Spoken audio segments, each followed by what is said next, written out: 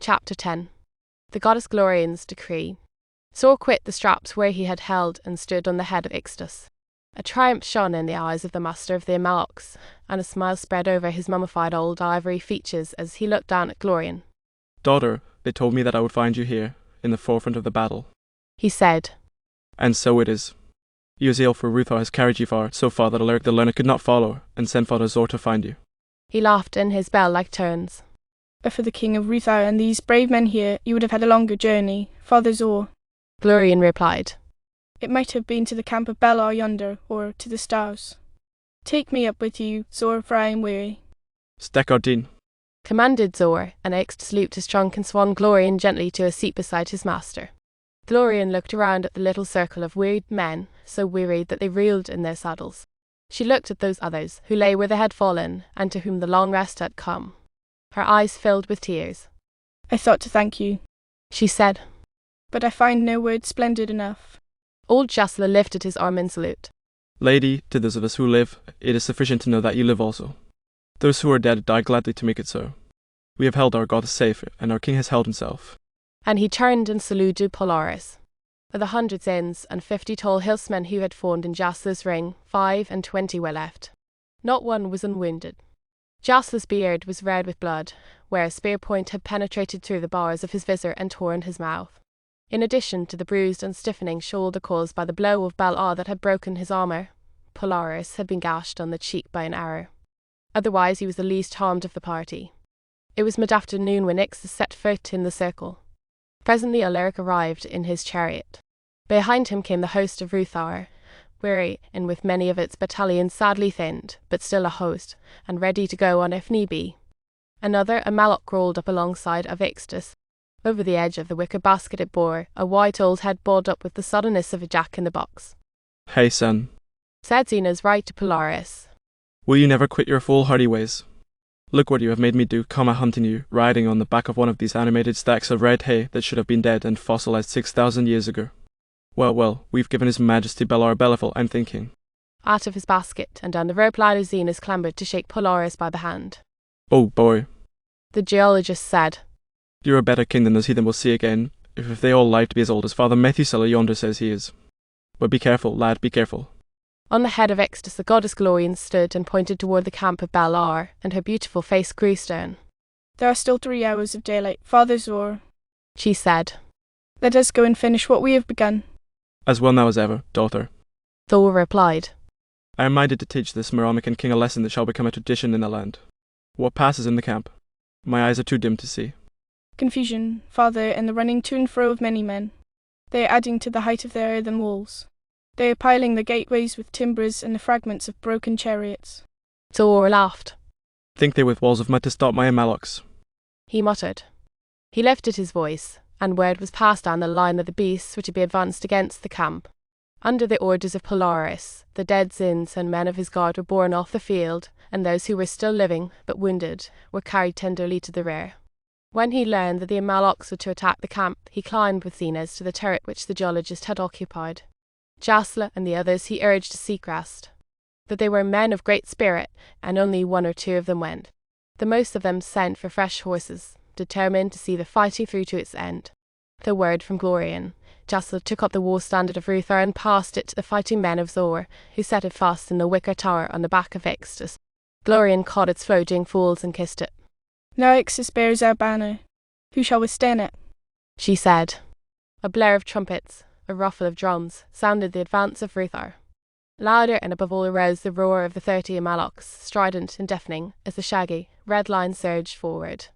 In the camp of Belar that call found answer in the howl of hate and terror that went up from the ranks of the Moronicans when they saw that their terrible foes were coming.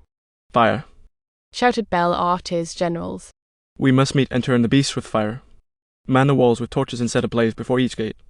Belar had pitched his encampment in a loop of the river the Bascu, a broad, swift stream, now swollen by the spring freshets into a dun-coloured torrent.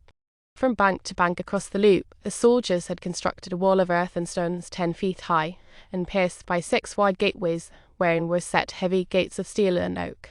Inside the line of the outer wall, with some 50 feet of space intervening, was another rampart, also of earth, and a few feet higher than the first. Outside of the works, the camp was protected further by a semicircular ditch or moat spanned each of the gateways by a solid bridge of timbers. The Moronican engineers had turned the waters of the river into the moat and filled level full. At the rear of the camp was the crossing of the Bascu, 3 wide bridges of stone, which had been built in the long ago. When they saw the advance of the Amalocs, soldiers swarmed from the camp with ropes and horses and strove to pull the timber bridges away from the ditch. But the weight of the passing and repassing of the army had sunk the beams into the earth so deeply that they could not be stirred. Failing in that attempt, the Moronacans piled debris on the floors of the bridges and set fire to it, hoping to burn away the approaches. That, too, was a failure. The water of the moat, nearly level with the side beams, was ankle-deep on the bridge floors and had soaked the timbers so that they would not catch from the fires. Azor and his monsters came to the moat. The men of Belar shot at them with arrows, stones, and javelins. The Rutha could play that game too. Alaric lined the ditch between the bridges with slingers and archers, who kept up so thick a bombardment that they killed many men, and soon drove the Moronicans to the shelter of their walls. As they went in, Belar's men touched flames to the piles of timbers and wrecked chariots before their gateways and closed their gates. Shall we cross the bridges and clear the way, Father Zor? Asked Alaric. Nay. The master of the beasts replied. That would be at the expense of many men, and yon is an ill place to fight in. Methinks I know a better plan. Under his directions, his foresters unearthed one of the mammoths and took from its back the wicker turret. Zor called the driver of the beast to him. Whatever it was that the old man said, the Amalok driver blanched somewhat at the words. He cast a quick glance toward the armed camp, and under his swarthy skin his face turned pale. Then he drew himself up proudly, saluted, and went back to his beast. Clambering to his perch, the man found and pulled 2 small chains connected with the armoured plates which protected the skull of his ponderous steed. These drew into place and closed fast 2 small doors, or lids, cunningly wrought of steel, and devised to cover the eyes of the beast. So blinded, the heart within the vast bolt became uneasy, and the mammoth began to back and sway, groping before it with its trunk. While the army stood breathless to see what he would do, the driver struck with his ankus, and with a shout launched the Amalok straight at the centre gate of the camp. Deprived of its eyesight, the mammoth obeyed the superior will expressed by the voice that it knew and loved. Crossed the bridge, where ordinarily it would have paused and tested the timbers carefully before trusting its immense bulk upon them, it now charged blindly, trumpeting as it went. Showers of missiles from the camp of Ad fell on the beast. Ahead of it roared the blazing pile. It screamed out with pain and terror when the flames touched it, but it did not stop. Scattering the burning tangle like fiery chaff, it tore on, and its armoured frontlet clanged on the bars of the gateway. That shock tore the gates from their hinges and brought the Amalok to its knees. For an instant it knelt on the fallen gate, then, trumpeting with rage, rose up and danced on the ruin. On the head of the beast the driver lay flat on his belly, his arms and legs thrust under the leather bands placed there to hold him. Ahead, scarcely 50 feet away, was the second gateway. With voice and steel the man urged the Amalok on, and it crashed through that gate as it had through the first, and plunged into the centre of the Moronican camp. Began then a mad rout for safety. No one thought of fighting the terror that had come among them, but each man for himself ran for the river, casting away anything that might weigh down his legs.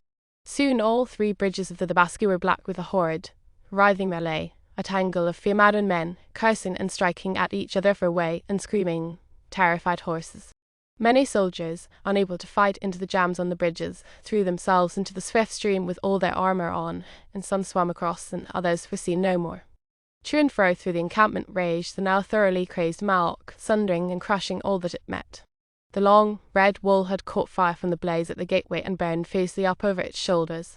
Wild with the pain of it, the beast ran hither and thither, seeking to escape from the flames. A 2-horse chariot was in its path at one moment. It scooped it up like a toy and carried it forward on its mighty tusks, the horses dangling in their harness. Then with a heave of its vast shoulders the monster cast the wreck in the air. Lying on his face, the driver closed his eyes and prayed wildly to his stars. At length, smelling the water of the river, the Amalok turned thither to quench its agonies in the rushing stream. On it drove, across the camp, upsetting everything in its way. It reached the river to the left of one of the bridges. In its path a horse bearing a steel-clad rider slipped and fell.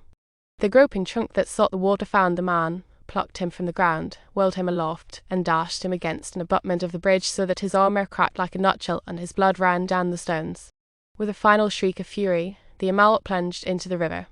The waters closed over its upthrown trunk, and its mad career was ended. With it went the driver, well content to give his life for Ruthar. This one beast in the outpouring of its majestic strength had done more to shatter the power of Atlas than had the legions of Ruthor in a month's fighting. Soon after the death of the Amalok, night fell swiftly across the plains of Nor.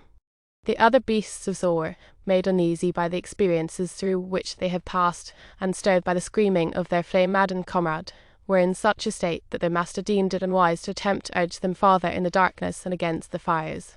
So he drove them back to the forest, and Ruthar camped on the plain. In the night was heard a clamour as of men who fought on the other side of the Basku, and when morning came it was seen that the host of Belar was divided. The royal standards waved over the bridge heads at the crossing of the river. Farther down the stream, and opposite to the camp of Ruthar, was gathered by far the greater part of the Moronican host. When the dawn was full, Obok crossed the river, bearing messengers to Ruthar from the lords of the 6 cities which had fought for Atlas. These heralds came to Alaric, and asked what terms he would make them. For, said they, did we have to fight with men only, we would stand firm until the end, and with our united power sweep Ruthar from the field and crush her.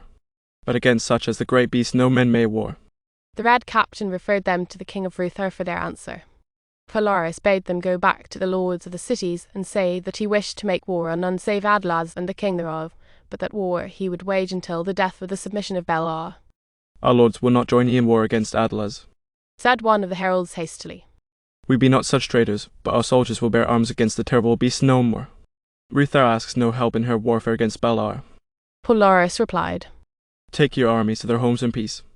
That answer satisfied the lords of the cities, and they sent word that so they would do, and if Polaris in the end prevailed against Atlas, they would bend the knee to his rule. Secretly, they hoped that he would win. Belar had been a hard master, and those who had seen the tawny-haired king of Ruthar deemed him to be the better man to serve, outlander though he was. So that host was dispersed and went its various ways homeward. The soldiers of Atlas and the levies from the lands around the city were of a different kidney. To man they stood firm for their king. Beasts or no beasts, this war, they would die for him, did he wish it. It seemed likely that their promise would be required of them. Belar, stubborn and high of spirit, was resolved to fight on.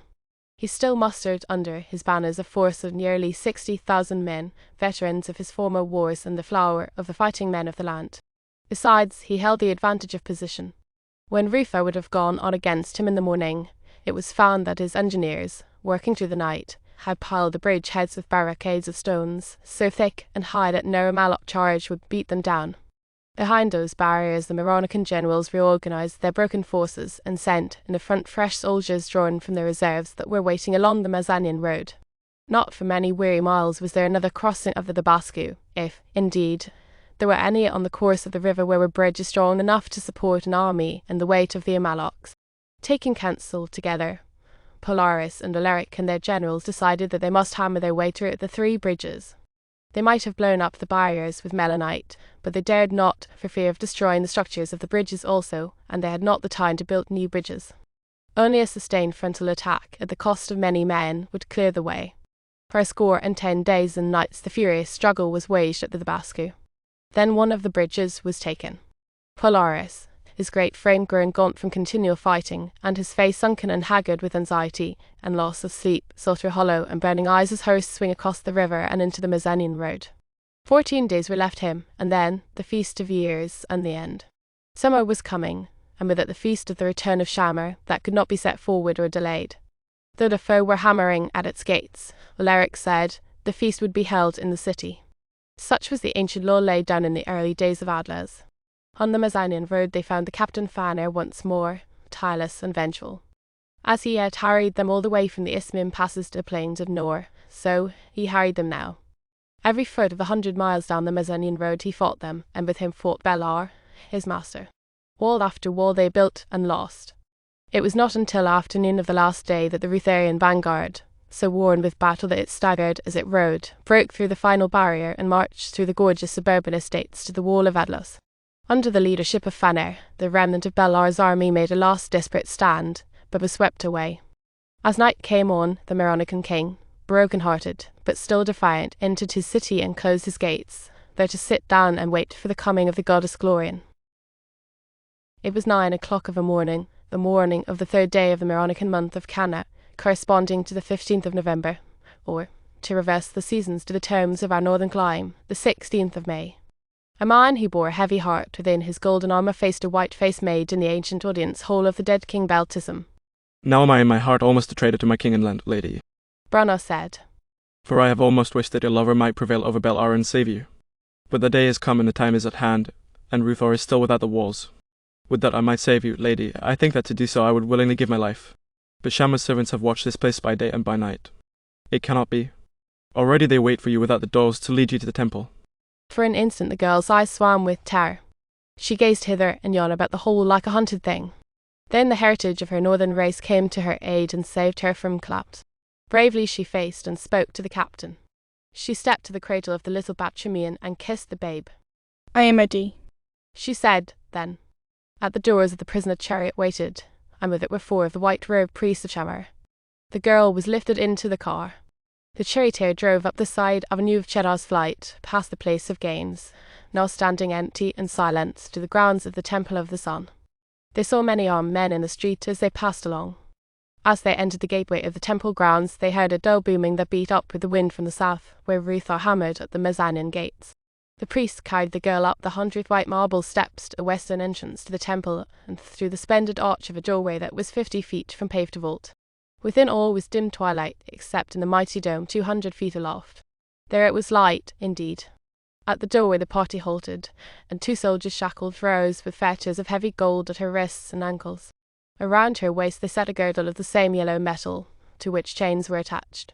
That done, they placed a gag in her mouth and led her into the temple. Here was a place of wonders, such as had its like nowhere in the world. All around the hall, supporting the ring of masonry on which the dome rested, were magnificent pillars of marble. The circle of the pavement which was enclosed by the pillars, and which was nearly 100 feet across, was bare, except at its centre. Their knobbling slab of black basalt lay from west to east across the gleaming white floor. That block was the height of a man's waist from the pavement, some 6 feet across, and at least 10 yards in length. On one end of the slab, that which pointed west, stood a solid column of orichalcum, more than a yard in diameter and 15 feet tall, its whole substance glowing in the half-light like a pillar of lambent flame. From base to top the surface of this marvellous plinth was carved with Maronican characters and mystic signs. It was the ancient column of laws, whereon was written the prophecy of the future dominion of Atlas over all the world. Over across from the fiery pillar, at the other extremity of the slab, was a vase, cut out of solid rock crystal, as tall as a man, but slenderly fashioned, and as fragile in structure as thin-blown glass. This basalt block, with its gleaming column and crystal vase, was the altar of Shammar. Though the light was dim in the hall below, high in the arch of the dome was a dazzling play of light and colours. Through prismatic windows the rays of the sun poured, and were translated into all of the changing hues of the spectrum, and as the prisms were turned by a concealed mechanism operated from below, the multiplying and shifting colour shafts, reflected back from the marble walls, combined into a bewildering and fairy display. Seated in a stone chair at the foot of one of the pillars in the northern arc of the circle was Belar. He was in full armour of black steel. His pallid face made a ghastly patch in the dusk. Except for the large glowing eyes, it might have been taken for the face of a dead man. Back of the king, filling in the spaces between the pillars with silent rows of bronze, were the 5 companies of the palace guard. Immediately upon the arrival of the girl the ceremonies were opened. Followed by a train of his priests, chanting a deep-voiced hymn of praise, the archpriest of Shammar, the aged Reen, entered the hall through the western portals. Thrice the procession of singing, white-robed attendants of the god passed around the circle within the pillars. Then they massed themselves in the space to the south of the altar.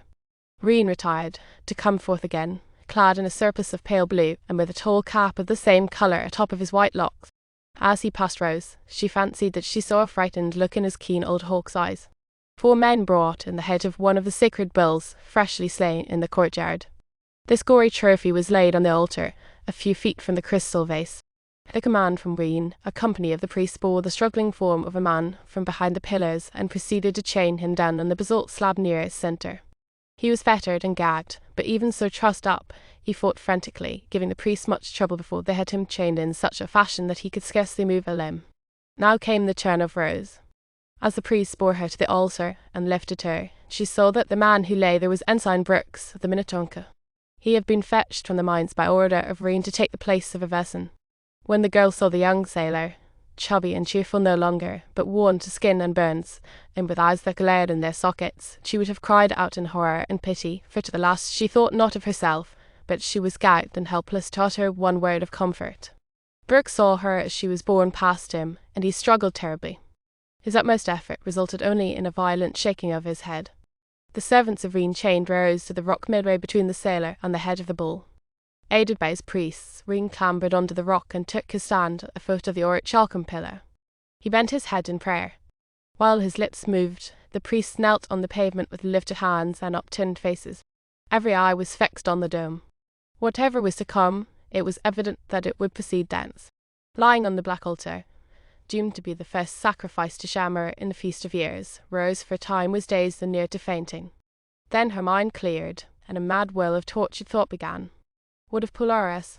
With the memory of her lover came a stab of grief so keen that it banished all fear of the priests and what they could do. No pain that they could bring to her body could be so terrible as this anguish that made her very soul quail. Minutes passed. Again she became calm and fell to studying her surroundings. What manner of doom was coming? Fire in some shape, she was sure. She had noticed that the surface of the basalt slab was deeply scored down its centre, where she and Brooks were chained, and its substance was crumbled and calcined as if by the passing of a fierce heat many times repeated. She besought her God that before Shara struck, her senses might leave her, so might she die in peace. Reen prayed on. Above in the dome the brilliant colours played and shifted. Their magnificence hurt the girl's eyes, and she closed them. Would the end never come? Out in the city the din of war swelled louder. Balor spoke harshly, bidding Reen delay not. The archpriest quit his mumbled prayer long enough to reply with some show of spirit that the doings of the god could not be hastened. The truth of the matter was, Reen was proceeding slowly, and with a reason. Reen was a politician. He had watched through the long weeks the course of war, and he did not find it hard to guess whose would be the ultimate victory. When that time came, what mercy would the king of Ruthos show to those who had given his lady to the tortures of Shamar? He lifted his hands high above his head, finally, and led his priests in a sonorous chant. As the notes of the song arose, the prismatic colour ceased in the dome. The prisms disappeared. Doors glided back in the golden roof, and an immense circular plate, or lens, of crystal made its appearance. So high was the arch of the dome where the crystal lens was hung that it was impossible from the floor to judge its size, but it must have been at least 30 feet in diameter.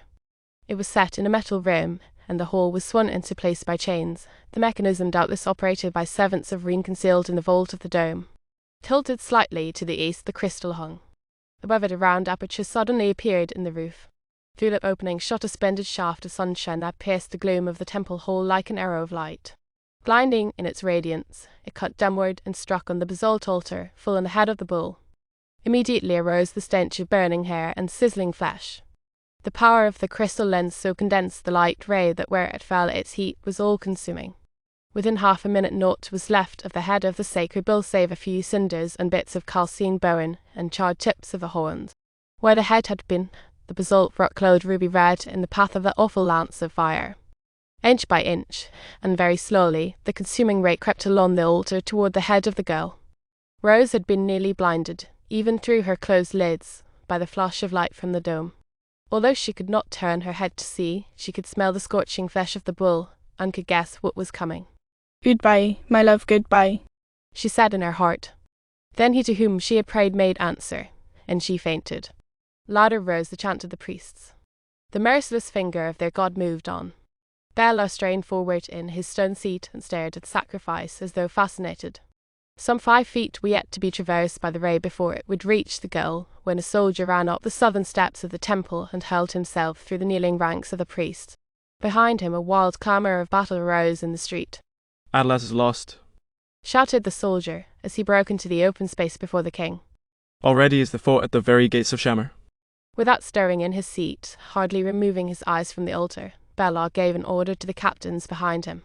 The silent files of the palace guard came from behind the pillars and ranged themselves before the 4 entrances of the temple. Across the face of the altar the relentless fire beam seared its way. Meanwhile, at the walls of Atlas the Rutharian army had halted. Night had found the men of the hills battering at the Mazanian gates. Urged on by the tireless energy of Polaris and the equally indomitable zeal of Alaric, for the Red Captain had made a promise, the Zins mustered their weary legions for a night of sleepless battle. War worn by 40 years' conflict, the echoes of which would go whispering down their history for centuries to come, the king's battalions did not fail him. Every man in the army knew the terrible stake that was set for the game. None faltered. None complained. Assault on assault was directed to the gates, but still the southern doors of Adlas remained unshaken. Riders had made the round of the city and had reported that the other 3 gateways had been walled up with stonemasonry, that it would be a work of days to dislodge, and they had only 17 hours to reach the temple of Shamar. Alaric, who knew, said that the sacrifice of the Feast of Years would begin at noon of the next day, and not 1 moment sooner. Thanner, Ruther's most dreaded antagonist, was manning his last barricade. As soon as he had drawn his shattered army within the gates before the advance of his foemen, the captain ordered great rocks, which had been brought to the top of the walls in preparation for his purpose, cast down until they formed a jagged but powerful defence before the gates. That was to keep back the Amalekites. Vainly the infantry of Ruther charged over that irregular wall. Did any of them reach the gates, their battle axes were but puny weapons against the bronze and steel of the doors. In vain they tried to carry in and place the melanite with which Zenas supplied them. Thanner showered them with stones and blazing timbers. 3 times men carrying the deadly cakes of explosive were stricken so that the melanite blew up and tore them to shreds. All night long the attack was maintained. All the night Polaris raged helplessly before that stubborn barrier of stone. In the morning light he counselled with Alaric, Zenas, and Zor. If you could but clear away from my beasts, groaned Zor. Then I would send them against the gates, though it killed them, which might well happen, for those gates are heavy enough to challenge even the strength of an Amalek. Zenas sprang up and beat himself on the forehead. Doddering lad I am, he cried. Here we have wasted men and time, and because my wits were sleeping in my boot heels. Get your Amaleks ready, Zor. While Alaric sent 1 more assault against the gates, the geologist directed his engineers, under the cover of the attack, to mine, not the gates, but the pile of stones itself with the melanite. 4 big charges of the explosive they placed in Thanner's barricade, and Zenas, with a tap of his finger on the battery, blew the barrier against the wall. Hardly had the stones quit falling when an Amalek crushed the gateway. Zor spoke truly when he said those gates were strong. Fearful as was the impetus of the beast's charge, and though it cracked the great steel plates which protected its head with the impact, it did not shatter the gates. It withdrew from the onset somewhat sick and groggy, if that word may be applied to the mental condition of the Amalek. Zor sent in another. 4 of the monsters were launched successively against the portals before the gates crashed down. The last shock was so fearful that the beast which delivered it fell just beyond the gateway and died with a broken skull in the midst of the ruin it had made. Through the gap and into the Mazanian avenue, almost under the lee of the falling mammoth, flashed Polaris, mounted and in full armour. Hard behind him rode Alaric. Ahead of them the wide street was choked with Moronican's old eyrie, and the son of his nose would have charged without pause, for the time that was left him was reduced to minutes now. Taking of the gates had not been quick or easy, and Shamar was high in the heavens. But the red captain caught at his bridle rein. Hold, friend and king, you will peril your life needlessly, he shouted. Leave this desperate scum to Zor, and follow where he leads. Ah, here he comes. Now see them scatter. Alaric threw back his head and laughed. But Polaris, with that sun riding high above him, was in no mood for laughter. In through the rifted gateway thrust Ixtus. The giant Amalek was in his full panoply of war. On his head he bore proudly his master, Zor the Age, and in the turret behind Zor rode the Goddess Glorian, Glorian coming to the end to take what gift fate had in store. Under the swaying tusks of Ixtus terror shouted aloud in the street. Behind him, his sons and grandsons were pushing in through the gap in the wall. Bel-Ar's battered soldiers had had enough and full measure of Ixtus and his family. They did not wait now for the first screaming trumpet call, but cast down their arms and scampered away, anywhere, so that they might put strong walls between themselves and the tribe of Ixtus. Then the general Thanner rode forward and surrendered his sword to Alaric. He was a small, thin man, his famous warrior, with a twisted nose between pale blue eyes and curling, yellow beard. I have fought you my best for the king, my master, he said. But you have taken Adlas, and my work is done. He glanced curiously at Polaris. Haste you, king of Ruthar, he said, not unkindly. They are doing sacrifice in Shamar's temple. Like an arrow from a bow, Polaris shot forward, spurring his horse. Alaric galloped after him. Behind them thundered Ixtus, shaking the pavement with his tread. Nor, strive as the fleet horses might, could they more than barely keep ahead of the Amalek. A race with death had begun. Lest harm befall, the Zindmaxton led a squadron of his mounted hillsmen in the wake of the speeding riders. Ray Jasler rode in the front rank. The four Polaris' galloping steed leaped and barked the great dog Rombar, who was more fleet of foot than any horse. To keep him out of harm's way in the battles, Rombar had been chained in hateful captivity for months. When the Malzanin gates were down and the Amaleks cleared the street, the man who had charge of Rombar slipped his leash and let him go. They rode madly through the splendid grounds of the temple, where the sacred bulls fled bellowing before the approach of Ixtus. At the foot of the long stairway, Polaris and Alaric threw themselves from their steeds, and, drawing their swords, dashed up the marble steps.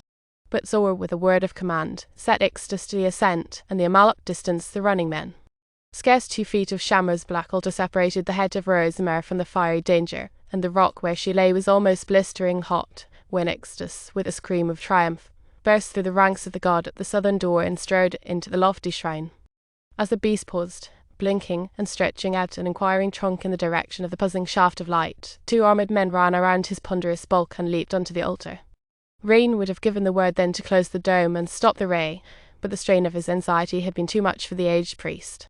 As he opened his mouth to shout, his knees loosened, and he fell in a swoon at the base of the orichalcum pillar.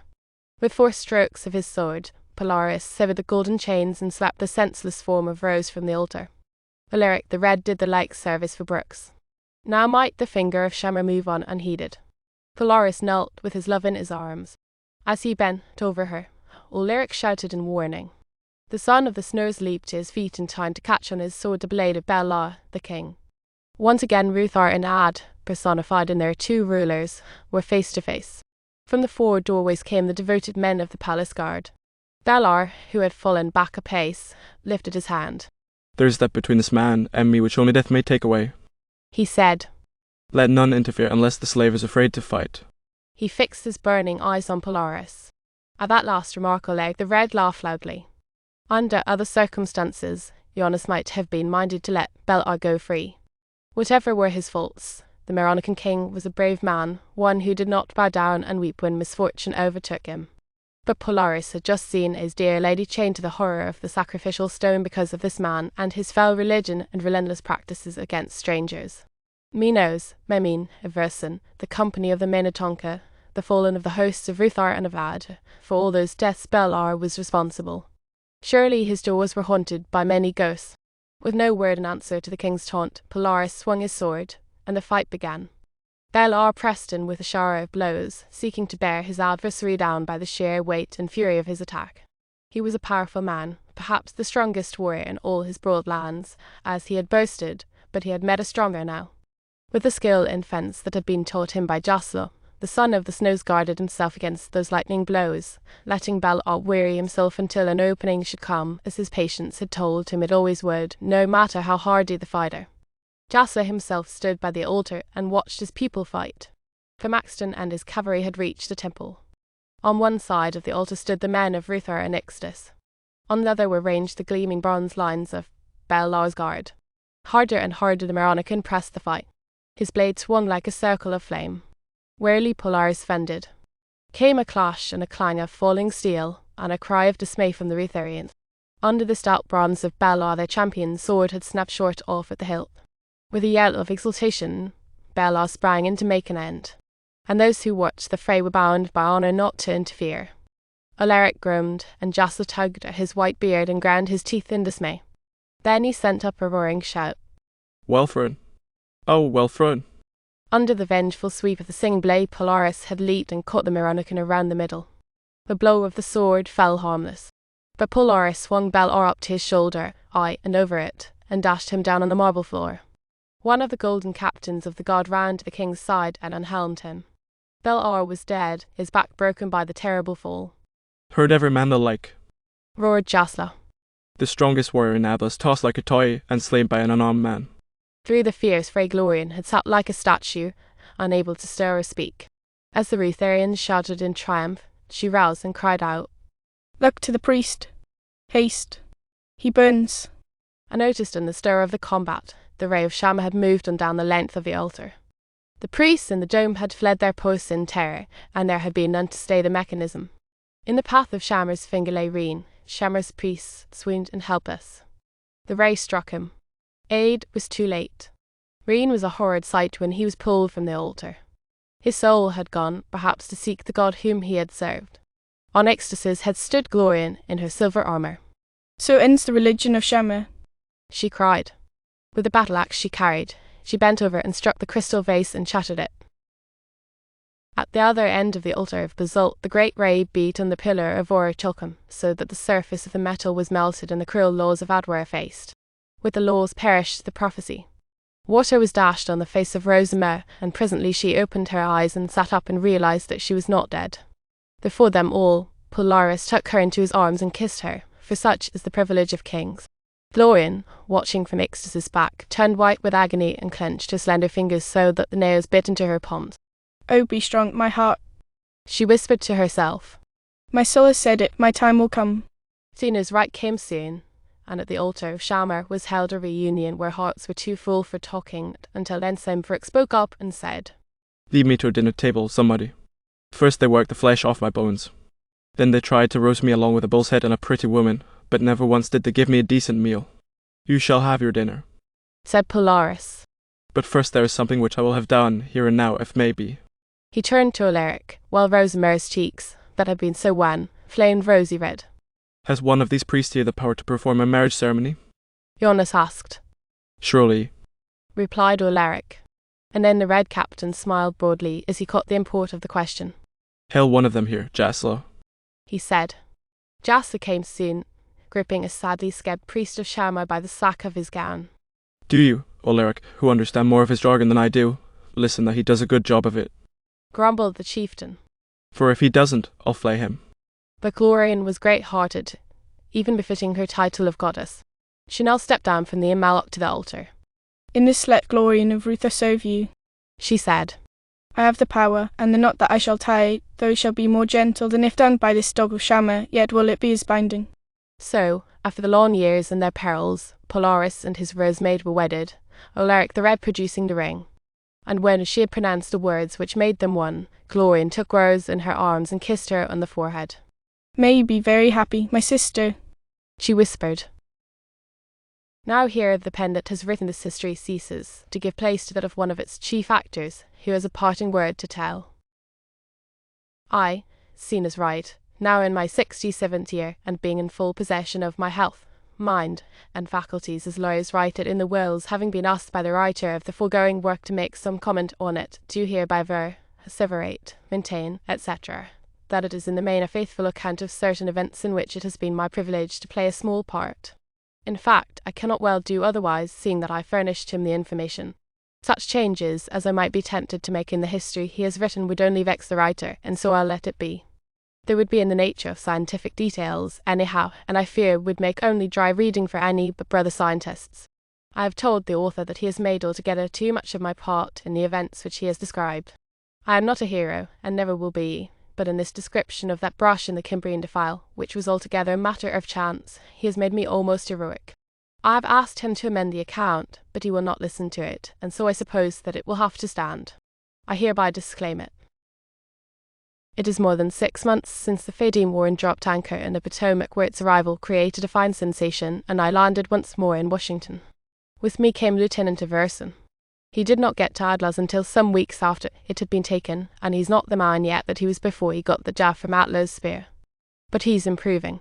He had the loss of a cruiser to report, but he brought with him a sum in gold and gems, sent by the King of Ruthar and Maronica, sufficient to reimburse the government for the loss of the ship, and with a splendid sum left over to be distributed among the relatives of those who went down with her. The king is a man who doesn't do things by halves. Ensign Brooks came with us also. He was pining for a peep-up Broadway and a whiff of America's strongest cigarette. I hope that he has had enough to eat since he came back. Through the kindness of Alaric, I was enabled to bring with me a splendid pair of mammoth's tusks, which I took great pleasure in adding to the collection of the Smithsonian Institution. Some time I hope to be the means of bringing to these shores specimens of the elephas primigenius themselves, which the Rutharians call Amaloks, before this history comes to the eyes of the world, if it ever does, of which I have some doubt. I shall have gone back to the south. I thought that I wanted to end my days in my home in Buffalo and be buried there, but I don't. I'm going back to be with my boy. He is making a wise ruler there in Adler's. Perhaps an old man's life will not be altogether useless there, where there is so much to be done. Before I left Adler's, 2 small princes were playing in the royal palace, Patrimian, the boy of Minos, who eventually will be king if he lives, and another youngster, who must stagger through life under the burden of the name of Polaris seen as Giannis. Guess that's pretty good for an old rock splitter, to have the firstborn son of a real king named after him.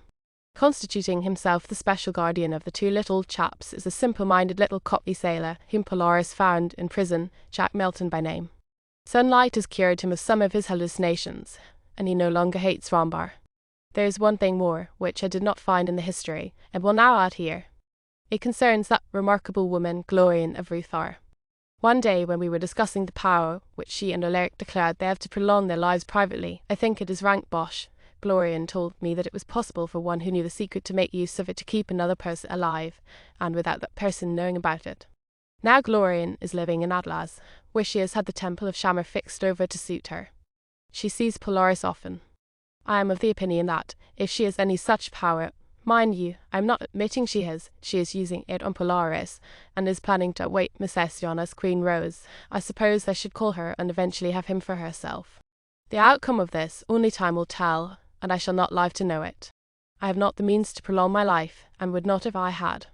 By the way, Soravia Malox died shortly after the taking of Atlas. The excitement of the war was too much for his heart. Oh, yes. And Alaric married Belar's widow, the Queen Racer, and that is all. Goodbye.